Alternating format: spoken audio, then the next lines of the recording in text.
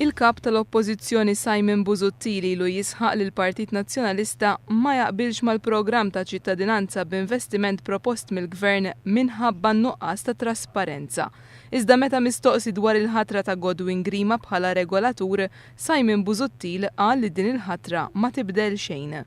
Dwar Godwin Grima illi ser ikun regolatur, din ma tbiddel xejn mill-pożizzjoni tagħna. Godwin Grima kien segretarju tal-Kabinett fi żmien Edifen Ekadami u Lorenz Gonzi.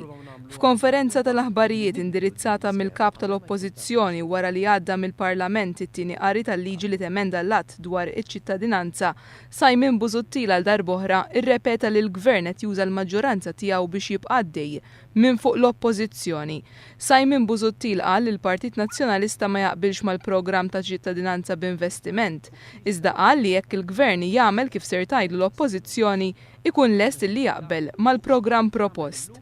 Waqt l-istess konferenza tal-aħbarijiet, Simon Busuttil reġa' sostna li la darba jkun fil-Gvern minkejja restrizzjonijiet legali ser jirtira ċittadinanzi b'investiment li jkunu ingħataw mill-Gvern preżenti. Simon Busuttil injora lill-Avukat Ġenerali u lill-Professur Ian Refalo illi tkellmu dwar dawn ir-restrizzjonijiet u għażel li joqgħod minflok fuq opinjoni ta' espert anonimu intervistat minn ġurnal lokali.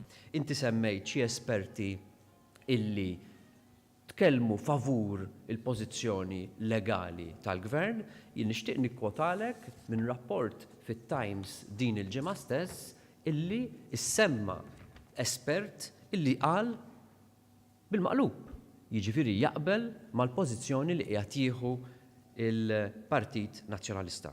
Sfortunatament dan l-espert tkellem b'mod anonimu. Però m'għandix dubju li t-Times meta kitbu dan ir-rapport vera